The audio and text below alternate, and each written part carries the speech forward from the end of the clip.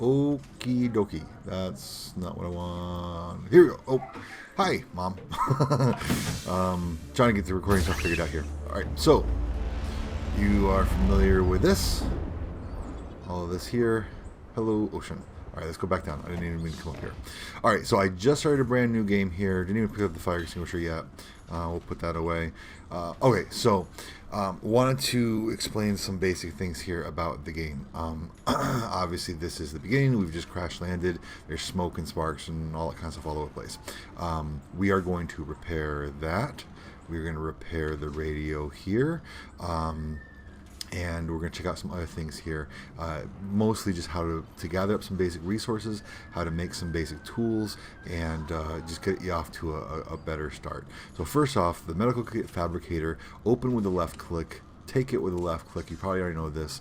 And then the 0%, 1%, it will start to make another first aid kit. So you have endless supply of first aid kits here as long as you wait long enough for it to actually make a new one. Then we have the storage container. You can move things back and forth with the right click on the switch. So we'll do these things here. I always put the fire extinguisher back in there. There's not going to be any use for it for a while. If you notice, okay, down here we have our oxygen, 45 seconds worth of oxygen under the water. You have your health, you have your food, and then you have your water. Now, the thing about the health and the water is it caps out at 100.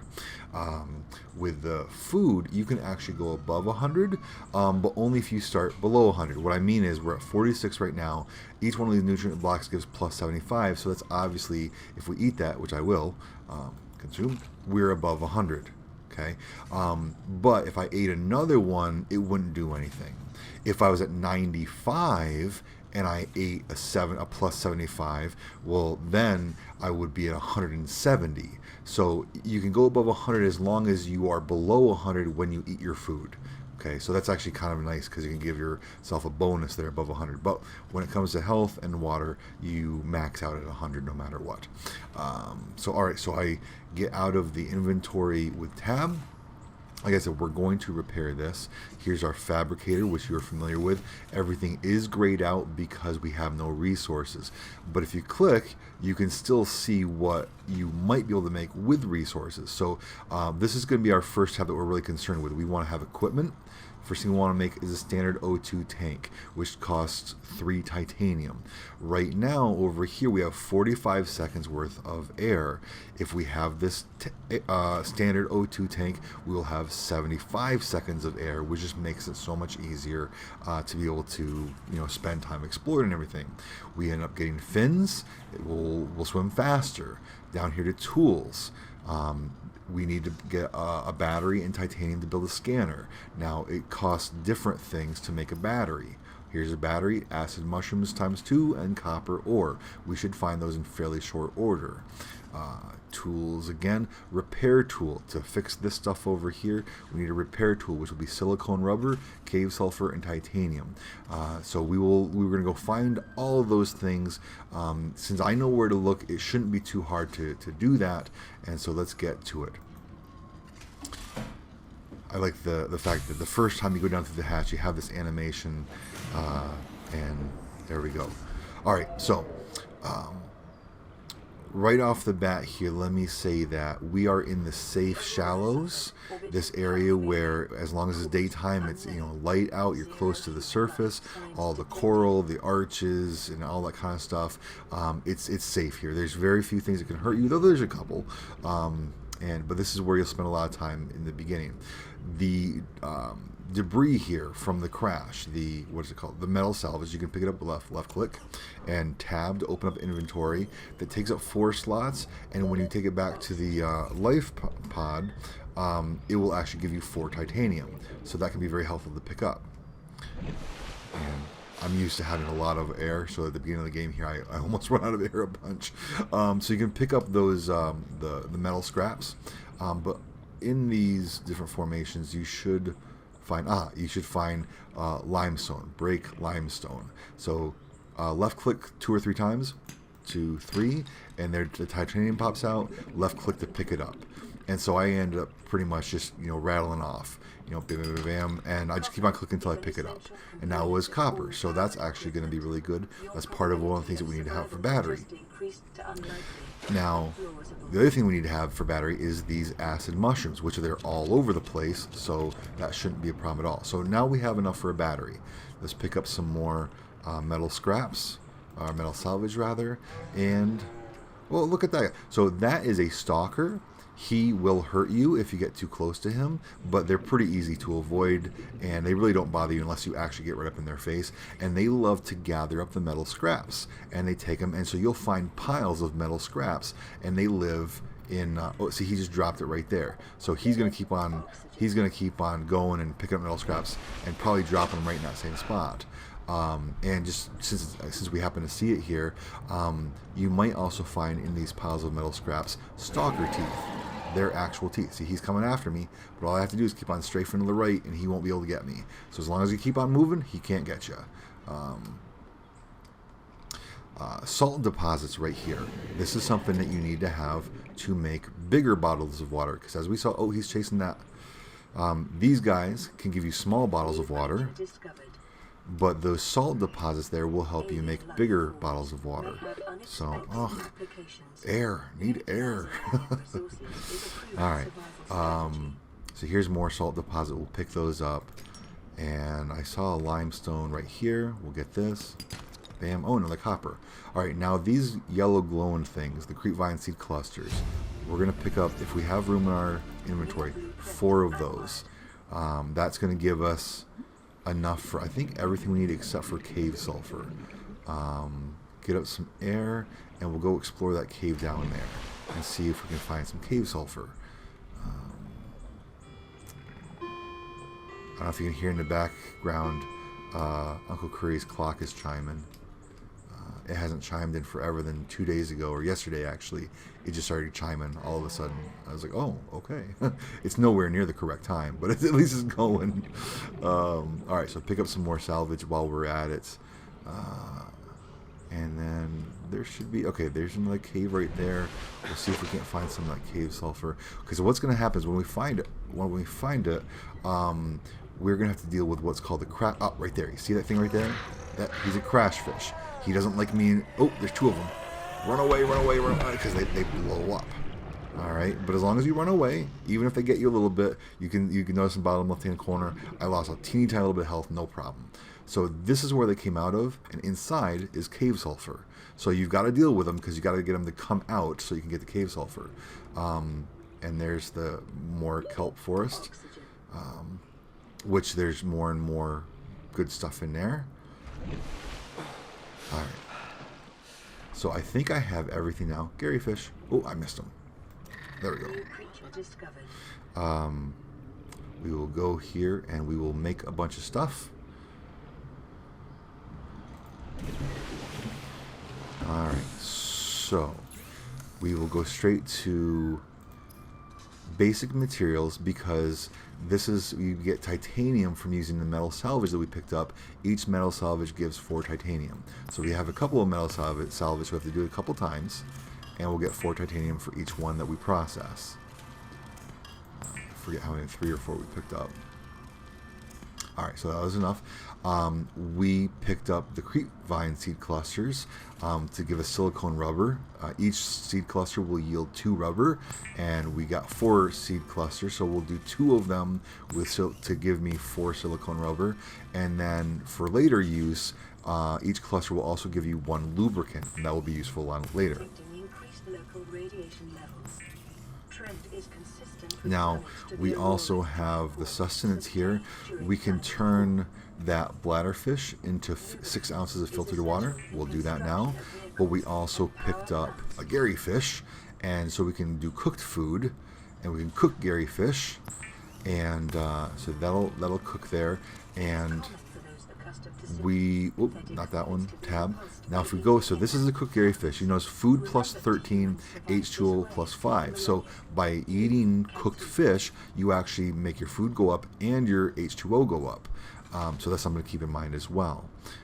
And we are getting a little bit low on water, so I will consume One of those. Okay, so and then another one that'll take us up to 98. Good deal. Tab to get out of that. Go back to here because now we have enough for the equipment. All right, so notice 45 seconds of O2. We make the standard O2 tank. It'll automatically equip.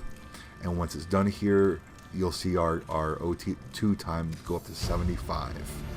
And having done that, we got another blueprint right here. High capacity O2 tank, which requires us to use the standard O2 tank we just made, plus glass, titanium, and silver ore, and that will give us even more breath. We also have the option for fins. I want to make sure I don't use the resources on the wrong things though. So we'll go here first. We now have enough to make a battery because the acid mushroom is copper ore. So make the battery.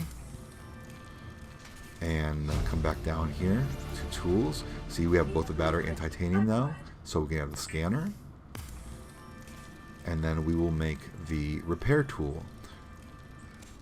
The scanner can be used to synthesize blueprints. And so, because the silicone rubber caves over titanium, we got that. To record alien biological data. And then we will keep on going along. Because we could make, now we make a survival knife. And that will be helpful because we can use that to gather other materials. And we have enough silicone rubber left over for fins. So we're kind of shooting right ahead here and getting some good stuff going on. And these things will auto-equip, as you notice. So tab back to my PDA, and you see over here, we have my fins are equipped, the O2 tank is equipped, so I'm a little bit faster now. I can hold my breath a little bit longer, or however you want to say it. And then down here, the scanner, repair tool, and knife have all been equipped. This is slot 1, slot 2, slot 3. So just your number keys above your, your WASD where you keep your fingers to move. Let's see here, get out of this. So 1 brings up the scanner or takes it down. 2 brings up the repair tool. Okay. 3 brings up your knife. Okay. And so we'll go back to number 2 to bring up our repair tool. And now you right click and hold to use it to repair. It's a repair tool, it repairs. And now we get light back and the smoke will go away and we're back online. Status, okay. Excellent. No more annoying flickers from the sparks. Just got to repair this. Right click and hold. Repair. And now we will not be able to call out on the radio, but we will get messages on the radio. And the first one here is just an automated broadcast acknowledging that we've sent out a distress signal and then saying that rescue will come in approximately 99,000 hours. So rescue's not coming, at least not according to this. So this is a good place here for us to be in. We've got power back. And then let's get our scanner back going here. We can pop down here. Okay, it's nighttime. We're still in a safe area. No worries. But you can use your scanner then to like these mushrooms. You scan them. And when that's complete, you press tab to view. Go to your PDA. Here's your inventory, blueprints, beacon manager, then your data bank, and it tells us something about acid mushrooms. So anytime you scan something, it will tell you, it will give you information about it. Some of the things is just kind of background, it's like, okay, it doesn't really matter, but other things you get vital information. Like the bladderfish, if you didn't already know and you scanned it, you read the description here and assessment, it kind of gives you a hint that you can use it to get water and sustenance. So that can be very helpful. Now another thing that's helpful is to know that as long as you have something in your hand, you will swim a little slower. So since this is in the scanner's in the 1 slot and I have it up, I can hit 1 again to put it away. Now I will swim a little bit faster without anything in my hand. So that's something to kind of keep in mind. All right, so see, I'm trying to think about where I am in the shallows here, because another very important thing when it comes to the scanner is you will find wrecks around, wreckage from the Aurora, and you will find things to scan in those wrecks, and that, oh, here we go, got one. And that will help you to get more technology to build and fabricate more things. So I'll pull up my scanner again, and here we have, okay, this is a grav trap fragment. So I scan that, and you see in the top left, Overall progress 50%, 1 of 2. Okay, so if I do another scan of one of those, then I can actually build those and use those. Also, note I wasn't looking up, but I went up to get air by pressing the space key. So if you press space, you will go up, at least in relationship to your person. Okay, so here's the second of those. So I scan this, and then it'll go new blueprint synthesized. So you can go to your PDA in the data bank and see what that's all about. Since we're right here, let's grab some more metal salvage. You can also scan it if you want to. I'll let you do that for yourself. And so you look for these areas of wreckage. Actually, here's one. The trash can, I can scan it, and when I make myself a base, then I'll be able to put trash cans in it, because I'll have the blueprint from scanning that. You can just pick this up. It's non-functional, but if you make a base, well, then you have it to put on a shelf or something like that. Alright, okay. Also, since I have, in my 3 slot, I have my knife, it's giving me cut creep vine with knife. So I come up here, right click to cut. You see the little icon that went in my inventory. Here it is. They're kind of big, but we go back to our life pod, and then we can make that into something. we'll make that into some kind of material that will help us build other things. I forget what. But yeah, and so that's just the progression. You see what kind of tools you can make, you find the resources to make them, and then you can just keep on progressing, because the tools that you make, like the bigger O2 tanks, will help you explore further, help you to explore deeper, help you to explore longer. Obviously, it's dark in here. There's a flashlight you can make, and to make that flashlight, you need these quartz. I think it's every 2 quartz lets you make glass, and so you need glass for a flashlight, if I remember correctly, and for other things, of course. And so I don't want this video to be too long to bore you, and my computer can't really handle it too much, but yeah, so that kind of gets you started. That out there is the grassy plains. There you see the kelp again, the kelp forest, and so the further out you go, the more dangerous it gets, yes, but the more exotic the materials are, the more high quality the materials are, and then you can make better things, because you will find the limestone blocks in the kelp forest, but you'll also find I think it's sandstone, and those could give you silver, or I think possibly lead, or even gold. And obviously those better materials will let you do more advanced things. Now here's another one. You'll find these boxes dotted around, and they've got things inside of them. Scan those, because if you get enough mobile vehicle bay fragments, you need 3 of them, then you can build a mobile vehicle bay, which will let you build your first actual vehicle. So be aware of that. Always be looking at the ways to advance. But aside from that, this is just a beautiful environment. I know it's just a video game, but it's just really kind of cool to watch the fish and the light on the sea floor and all that kind of stuff. So anyway, I don't want to bore you. Hopefully this is helpful to you. If not, if I just totally didn't even answer the questions you actually had, just please let me know. So all right, love you, Ma. I'll talk to you later. Bye.